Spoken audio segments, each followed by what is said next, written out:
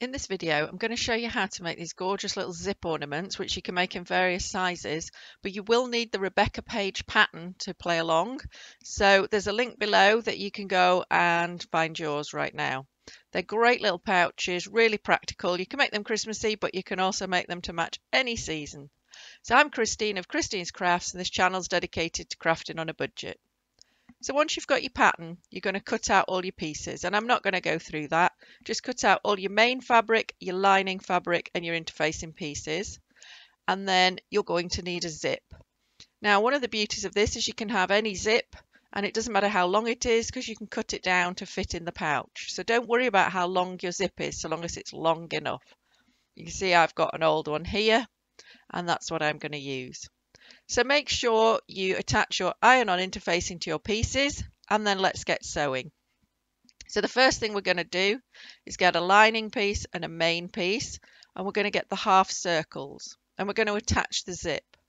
Now you're going to see here that I've attached some wonder tape. So it's like a little double-sided tape to the zip. You can apply it to the zip or to your fabric. It just helps it all stay in place because you're sewing 3 layers together and we don't want that zip moving around. So you're going to take your lining piece and have it face up, and you're going to apply the zip also face up, just like that, so that your edges match up. Now if when you turn it over they don't, you've got to do a bit of adjusting. The tape doesn't stick so tight you can't adjust it. Turn it back over, and then you're going to take your main fabric circle and you're going to apply that. Now there's a really important point here about pattern. So I'm going to put it face down. I'm going to check, and I can see that I've got the wrong piece because the pattern won't match up. So you're putting it right side down onto the right side of the zip, but do that little check of making sure if you've got a pattern that the patterns match up and you're using the correct half circle. You can pin or clip them together. Just make sure they're held. And then open it up, have a look, and make sure that pattern's right and that you're happy with it. Then it's over to the machine and sew along just that seam where you've clipped it or pinned it together. Once you've done that, you need to press it so that the right side of the fabric is pressed back like I've done here. And then you're going to get your other lining piece and you're going to attach that. Now you'll see this time I've put the tape onto the fabric just to show you it doesn't matter. You can do it on the zip or on the fabric. Just get it smoothed down, take the cover off, and now we're going to attach the zip. So we're going to attach it right side up, same as the lining is, making sure we line it up with the half circle we've already sewn on. And just check they're lined up. And then you're going to get your main half circle and you're going to place that right side down onto the right side of the zip. And again, you can pin or clip them together. And then you're going to machine along and press the fabric with the right side back so that you can clearly see your zip, and you'll be able to see the top of your pouch appearing. Again, we're just checking all those fabrics in case you'd cut one out wrong. You never know. So once you've done that and you've pressed it, it will look like this. Now what you're going to do is baste all the way around the edge. And something that you need to do that is really important, before you baste, you need to get the zipper into the circle. Okay? Because once you baste all the way around, you won't be able to move that into the center. So before you go to the machine, move the zipper, the pull, into the center of the circle. And then as you can see, when you've basted all the way around, you've got that zipper in there working, and we can now remove the excess zipper. So you're going to want some scissors. Don't use your dressmaking scissors because you're going to cut through the zip teeth, be that metal or nylon. You still don't want your best scissors.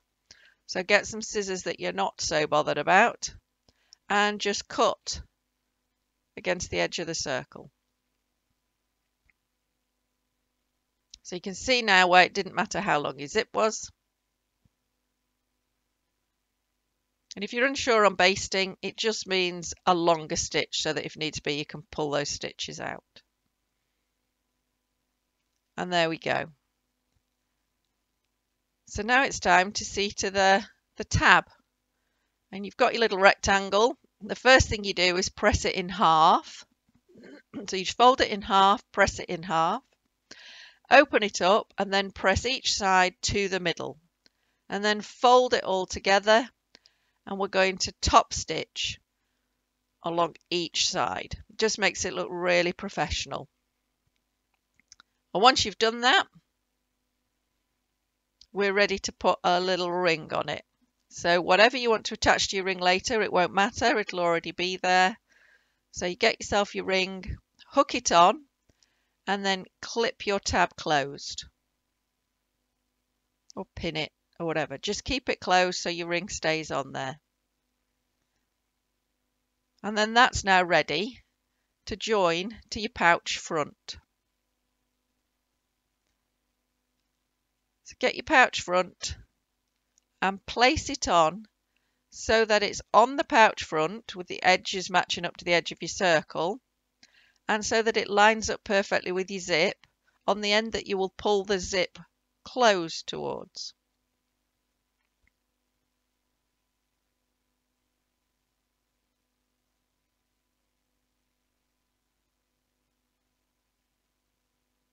Okay, so make sure it lines up, and you'll see here that I haven't got mine on the right end, but I magically will have by the time I've taken it to the machine and back. So do double check that you've got it on the end where the zipper pulls up to, just so that your zip pulls up to the top. Okay, you can see by magic I've swapped to the other end. Obviously realised at the machine.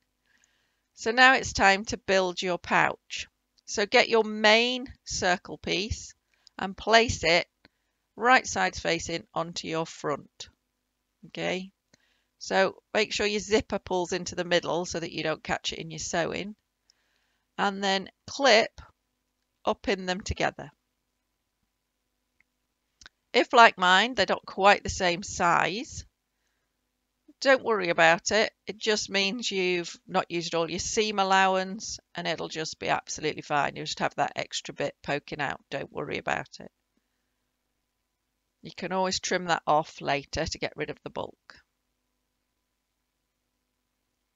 So once you're happy with that, it's time to think about the lining side and to get your main lining piece and place that down with the right side facing the right side. And then you're going to adjust your clips or your pins to enclose it all.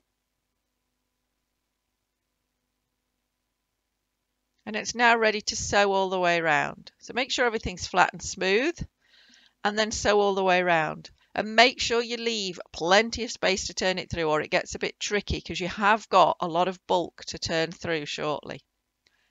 So once you've sewn round, let's get rid of some of that bulk. Now I'm using pinking shears, which gives you a serrated edge.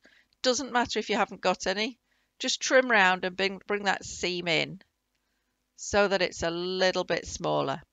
All you're doing is reducing the bulk, because remember we've added a lot of interfacing in here, so we've got quite a lot of bulk in that seam. And if, like me, your circles remained a little bit large on the front, you've got even more bulk. Again, if you're using dressmaking scissors or pinking shears, you don't want to be cutting your zip with them. So in a moment you'll see that I come back with my scissors that I'm not too bothered about to cut the zip at either end. There we go, because obviously there's a lot of bulk there with a zip, so I just want to cut some of that off, and the same at this end. I haven't reduced the seam where I've got the opening because I don't want to make it difficult to close that opening shortly. So now we need to move on to turning it out. So we're going to turn it out to the right side. So just work your way around and get it through. I find if you can get a bit from the far side and that close-up zip end through first, it then all follows through. And you'll notice I've got a chopstick on the desk there, and that's to help me poke it all through properly. There's one thing getting it through, it's quite another getting it looking how you want. So the chopstick is just to run along the seam and poke the seam out fully so that I end up with a proper circle. And you can see that your zip pouch is really coming together, your ornament, and it works beautifully. So all we've got left to worry about is the opening. Okay, so make sure you're happy with it all, and then you're going to fold those edges in to form a curve. Now it can be a little bit tricky to get it to form a curve. It'll naturally want to just go in a straight line. So I've found just do a little bit, clip it, a little bit, clip it, and that way you can work it into a curve. And it's worth spending a little bit of time adjusting and making sure you're happy with it. If you put the time in now, you'll end up with a much better finish at the end. So you can see that first clip, I've taken it out. And there's quite a bit of this. Clip it or pin it, undo it, redo it again until you're happy.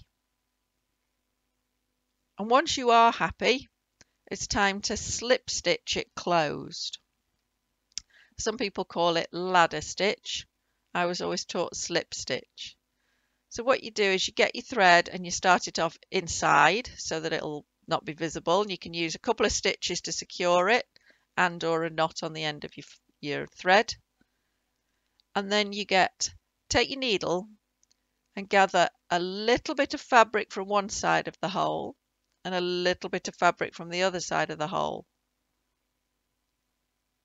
And you are basically forming a ladder of stitches between the two edges. And it will form an invisible seam.